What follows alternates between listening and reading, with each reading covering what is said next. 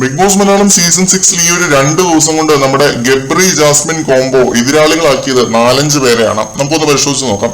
ഇന്നലെ രാവിലെ റോക്കി, അതിനുശേഷം വൈകുന്നേരം ആയപ്പോൾ ഋഷി, ഇന്ന് ഉച്ചയ്ക്ക് അപ്സരയും അതേപോലെ തന്നെ ജാൻമണിയും, ഇന്ന് വൈകുന്നേരം ആയപ്പോൾ ഡെൻ ടീമിനെ മൊത്തത്തോടെ നമ്മുടെ ജാസ്മിൻ വെറുപ്പിച്ചു. ഇപ്പൊ പോലും സിജോ ഇരുന്ന് പറയുന്നുണ്ടായിരുന്നു ഗബ്രിക്ക് പുറത്ത് നെഗറ്റീവാണ്, ആ കാര്യത്തിൽ എനിക്കൊരു ഡൗട്ടും ഇല്ല എന്ന.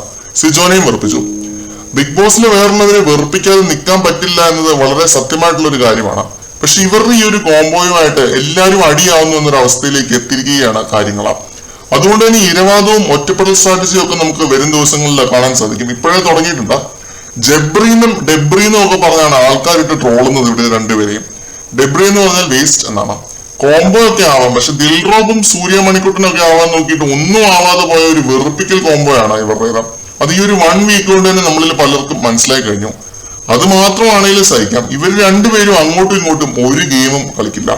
ഭയങ്കര സപ്പോർട്ടാണ് തമ്മിൽ. പറച്ചിലിന് മാത്രമേ ഉള്ളൂ ഈ പറയുന്ന ഇൻഡിവിജ്വാലിറ്റി ഒക്കെ.